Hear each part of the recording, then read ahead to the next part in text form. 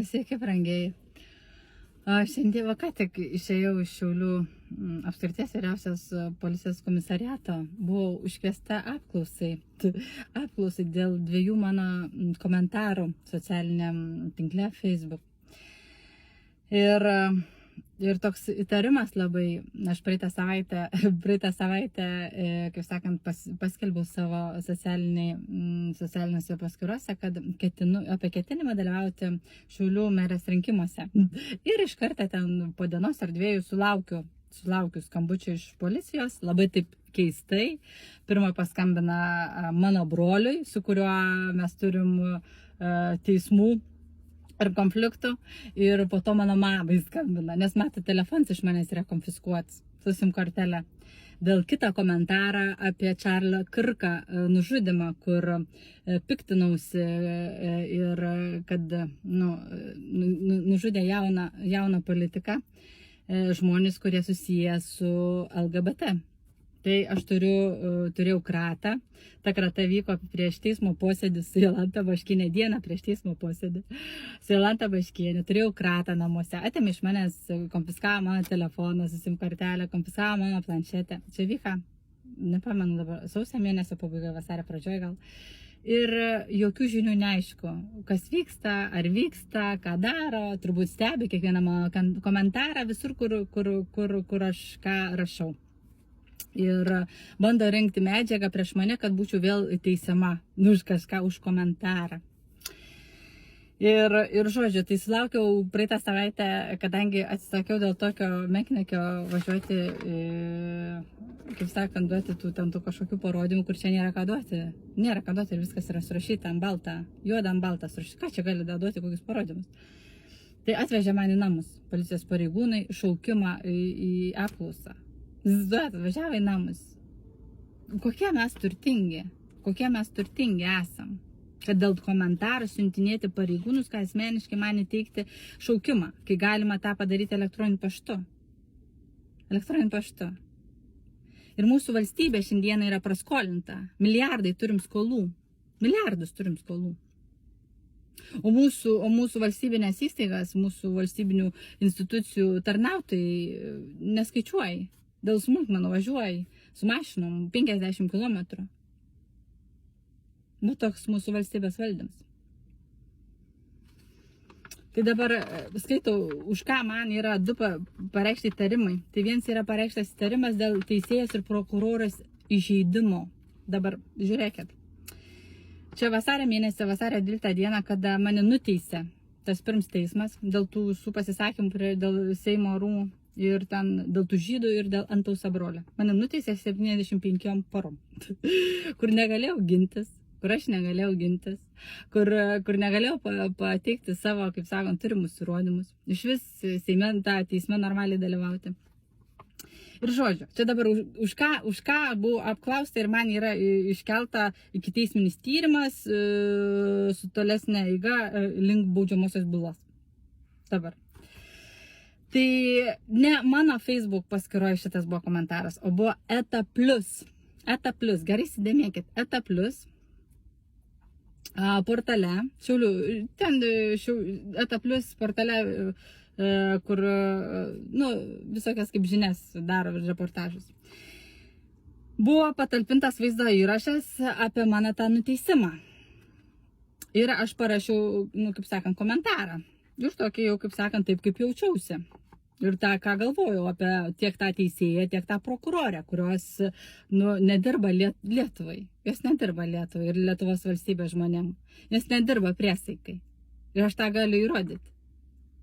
Ir aš įrodysiu vieną dieną, mes sugrįšim prie tos prokurorės ir tos teisėjas, kuri mane nuteisė, kur man net neleido gintis, kur pastatė advokatą, kurio aš neprašiau. Va. Ir aš, parašiau, ką aš galvoju apie jas. Ir dabar, žodžiu, kad aš jas pavadinau, kaip aš čia dabar jas pavadinau? Šlykštynėm. Šlykštynėm pavadinau, padugnėm ir visa kita. Ir man dabar už tą komentarą po ETA Plus ir iškeltas ikiteisminis tyrimas ir baudžiamoji byla. Va. Už tokį komentarą. Tai būkit žmonės mėly po ETA Plus ir visais kitais nebekomentuokit. Nebekomentuokit, nes bet kada galite atsidurti policijoje ir teisme su baudžiama byla. Dėl teisėjo įžeidimo, prokuroro įžeidimo, policijos įžeidimo, kokios Jolantos Baškienės įžeidimo ir visa kita. Tai nebekomentuokit tenais, iš vis nieką. Nes atsidursit policijai. Tai va, viens man kaltinimas yra už tokią dalyką. Kur yra normalu šiaip tai, kai toks vyka teismas ir kai dar tokią baudą man kalė, areštą, įsivaizduojat kalėjime, moterų kalėjime, kur šiaip tai daugiausia turėjo būti, nežinau,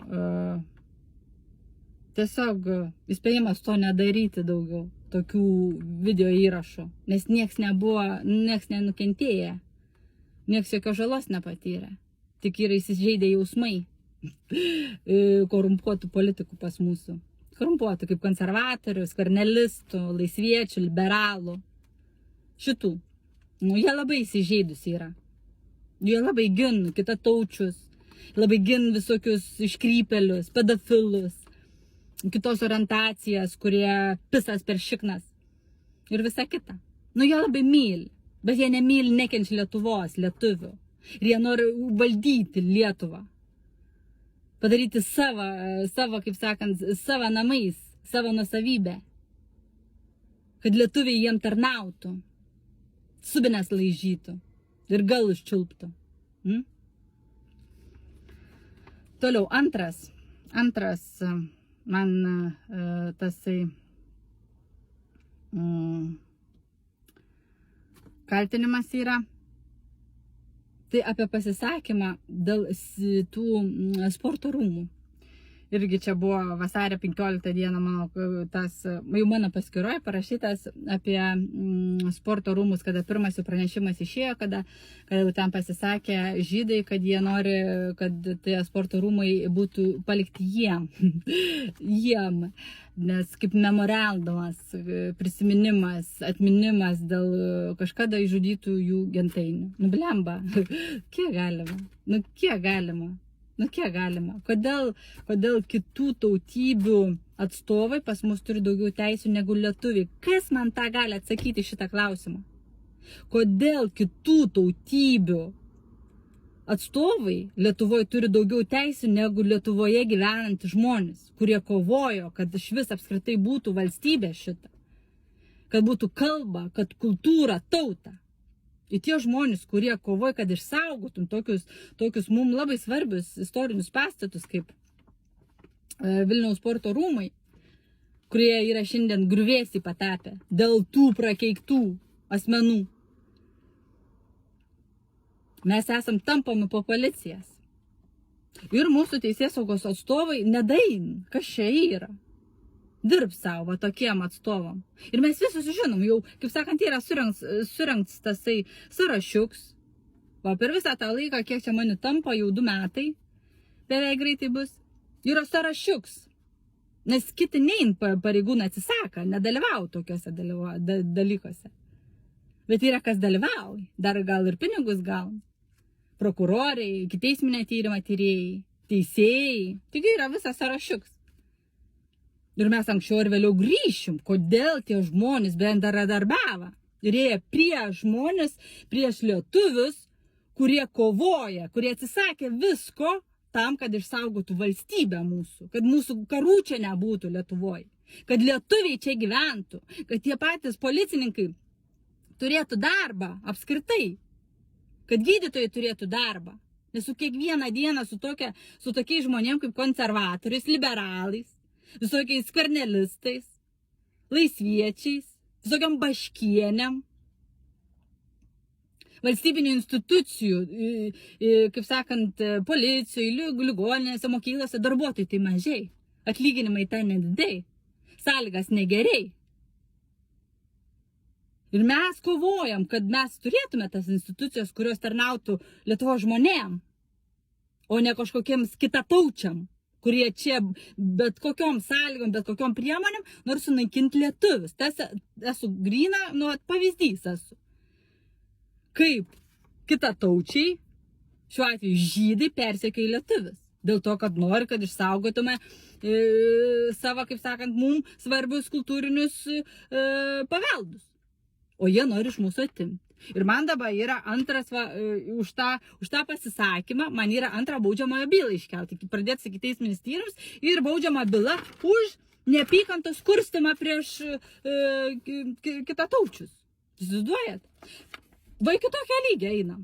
Tu stoji ginti, kad mum liktų, lietuviam, sporto rūmai, kad mum Lietuva liktų lietuviam. Tai mes esam baudžiami mūsų pačių korumpuotų institucijų darbuotojų. O įsivaizduojate, kokia lygia viskas yra. Va. Vien už tai, gal, jeigu nebūčiau gal pasiskelbus, kad ketinu šiaip tai tuose Šiaulių miesto mero rinkimuose dalyvauti, tai gal ir nebūčiau tų visų turėjus. Nes yra gazdinimo priemonė. Nes yra žmonių, kurie gazdina. Tokia kaip Rima Baškienė, kuri čia su valstiečiais viešpatauja, tiek rajone, tiek mūsų Šiaulių mieste. Ir kurie čia vadybin viską. Kurie vagi. Vieną žinokit žmonės, jeigu aš ateisiu į Šiaulių miesto savivaldybę, nieks nevoks. Nieks nevoks. Ir nieks nemeluos. Niekada gyvenime. Ir nieks tokių dalykų nedarys. O visi, kas bandys daryti, atsidurs kalėjime. Ir aš nuoširdžiai prašau atkreipti į tai dėmesį. Iki teisminio tyrimo tyrėjom, kitiem pareigūnam, kurie dalyvavo tuose procesus, kurie būna įvelti irgi per grasinimus, gal kad bus atleisti iš darbą ar visa kita. Prokurorų, teisėjų. Kad žiūrėkit, kur lendat. Nes medžiaga irgi yra renkama. Renkama su visom pavardėm. Ir anksčiau ar vėliau turėsit pasiaiškinti, kodėl už tokius menkniekius naudoja tiek daug valstybės lėšų, kur nieks nepatyrė jokios žalos. Nieks nepatyrė jokios žalos. Tai linkėjimai tiem, kurie persekioja mane. Aš nieko nebijau. Nieko nebijau. Aš tiek gyvenime esu mačius, kad čia yra ogytas. Ir nieks manęs niekada gyvenime nesustabdys. O žmonėm noriu priminti, kad tik dėl tokių žmonių kaip aš, mes dar turim valstybę. Mes dar turim tautą, kalbą ir kultūrą. Laimingai visi.